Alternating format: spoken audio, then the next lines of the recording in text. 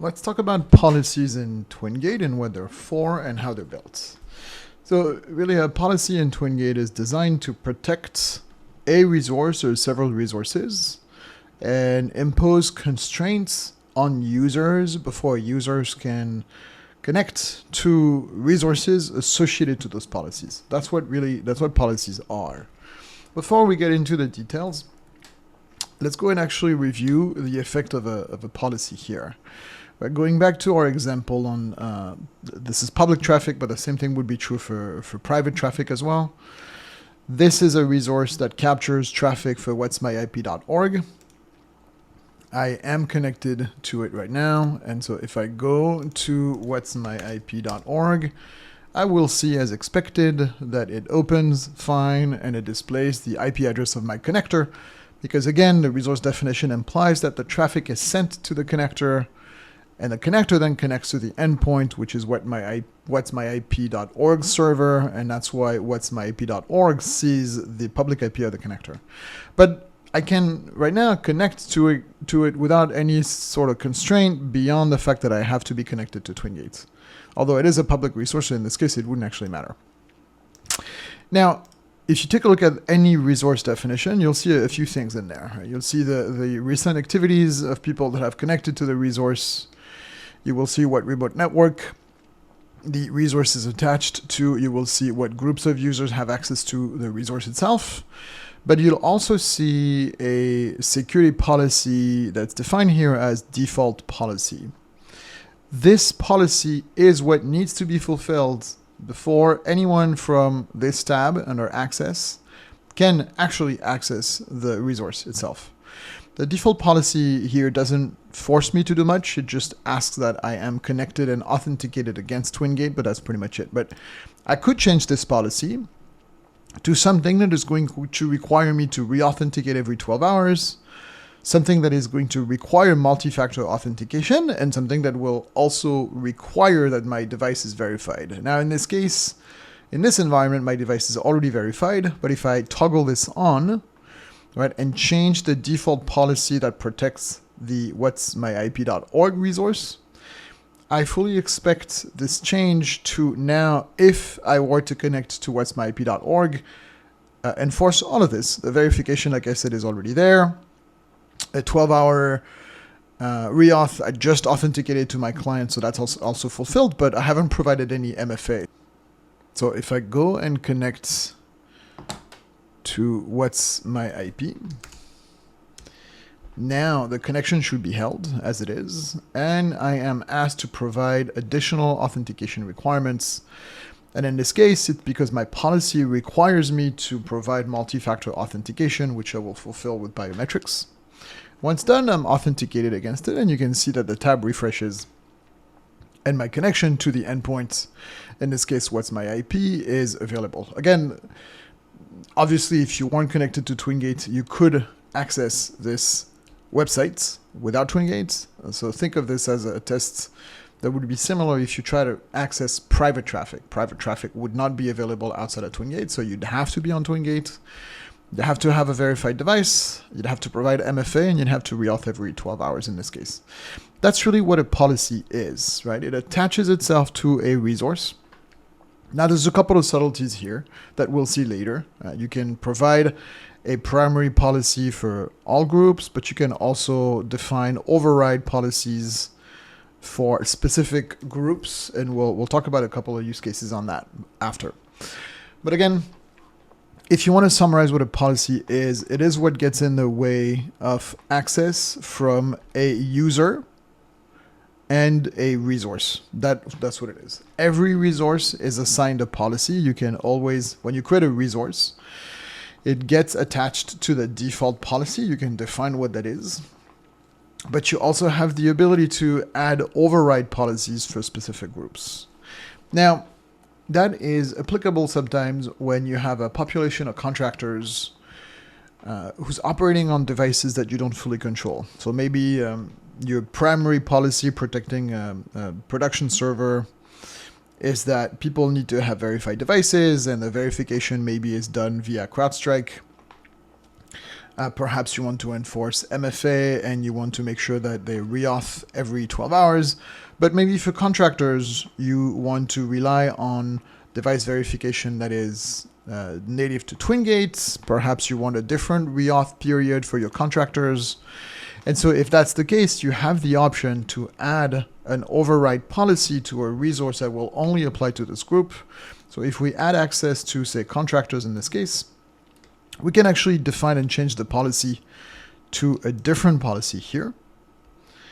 And this will show up under the Access tab, and you'll have the policy that applies to this particular group of user that supersedes the default policy for this particular resource. All of that is available programmatically as well. Now, on the content of a policy and what a policy actually does. A policy codes for several things, right? Some are more subtle than others. There's effectively 5 questions that a policy is going to answer. The very first one is authentication even required to access a resource? It's probably not that intuitive to assume what the use case would be for a resource that doesn't require authentication, but we will cover that after, and I'll explain why this is valuable. Most policies, though, authentication will be required because you obviously want your users to be authenticated against TwinGate to be able to access any private resource. The second question that a policy encodes is how often should a user re-authenticate? It goes down to every hour and can go up to, I think, 30 or 31 days. The third one is, should a user provide multi-factor authentication or biometrics before they can access a particular resource? The fourth one is, what is it that should be true of the device that a user is connecting from in order to access a resource?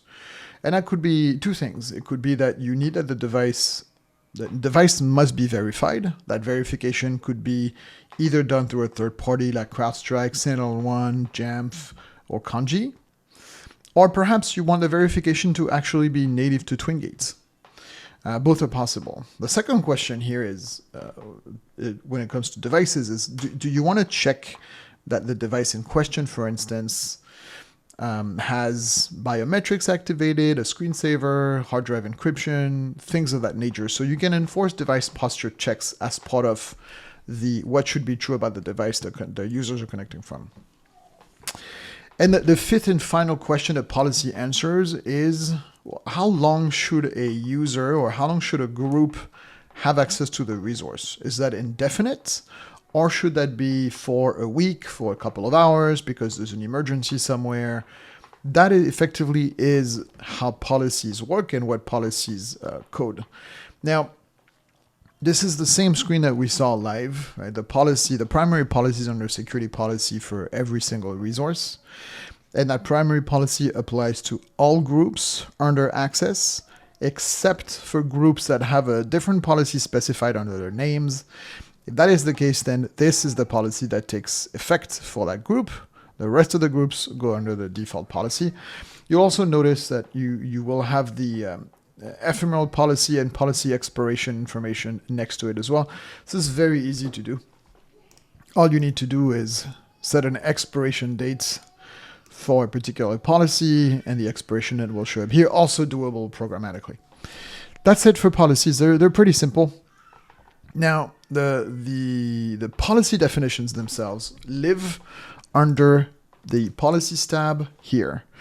When you create a policy, you are going to give it a name. There's no real constraint as to what the policy name should be, but we always recommend having a naming convention because policies are used in several places in the TwinGate console, and having a clear naming convention that has a name that reflects what the policy does makes the policy's effect visible throughout the admin console. So the typical one is how long it'll take. So 6 hours.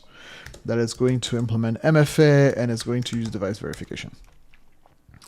If I create this policy here and open it, there's a couple of things that are going to be answered right off the bat. The first one is, again, Is authentication even required? So you could disable the authentication requirement. And in this case, everything else disappears, because if you don't have authentication requirement, then there's no point in having MFA activated here. And there's no point in defining how often someone should re-authenticate, because authentication is not required.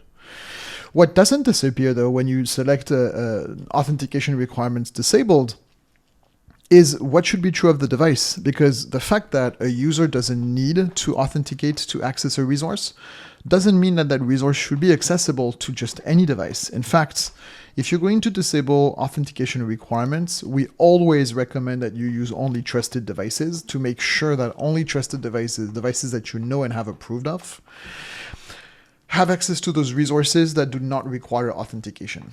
Now, to give you, there's a whole section on what use cases don't require authentication requirements, but think of resources that are tied to Active Directory or your identity provider. The identity provider, the login page for the identity provider always needs to be accessible by users, because if you put the identity provider behind a TwinGate resource, behind a policy that requires authentication, it means that in order for you to access your identity provider, you need to first authenticate against the same identity provider, which doesn't make sense and creates a conflict. So there are some cases with Active Directory and identity providers where you don't want authentication to be enabled, but for the most part, you will always want that to be available. The second piece is how often do you want to ask your users to re-authenticate. This is specified here, whether MFA is required or not. So we're actually going to require MFA. Just realized that I said this policy should be 6 hours. So we're going to make it 6 hours. And again, finally, here you define whether you want any device, meaning devices that don't have any verification, to allow access, or if you want only trusted devices, or if you want a custom model that can sometimes allow some devices that are not trusted, and often at other times devices that are trusted. We'll go into that. There's a whole section on that later. But that is essentially where policies live and how they're attached to things. Now, let's go a little bit more into why would a policy not require authentication. And those are the two use cases that we briefly just mentioned, but let's go over them again. If you're a Windows user, and you have Windows and you have Active Directory in your environment, including domain controllers, all of the devices out there that your employees are running are probably domain joined, which means that those devices need to be able to talk to your domain controllers without users being authenticated, because you need to actually, the devices will need access to the domain controllers even before the user logs on to the Windows machine. That's when, in order for this to be implemented, you would declare resources for your Active Directory and your domain controller traffic, and you would put those resources behind a resource that does not require authentication, but requires device trust.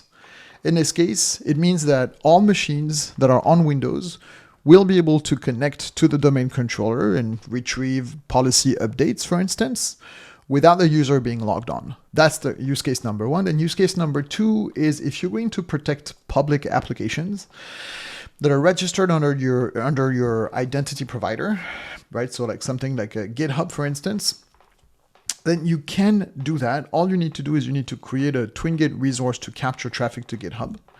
You need to create a TwinGate resource that will capture traffic to the identity provider, so that when a user tries to connect to GitHub but gets redirected to the identity provider, if they're on TwinGate, the IP from the perspective of the identity provider and GitHub is that of the connector. And so when you do this, right, you add a resource on the IDP, you add a rule on the IDP side that connection is only available if you connect, if you go through the IP of a connector. Because in this case you need a resource for the identity provider, it means that you want that resource to not be protected behind authentication, again, because of the catch-22 scenario that I mentioned before. And so that brings us to what we call the device-only policy.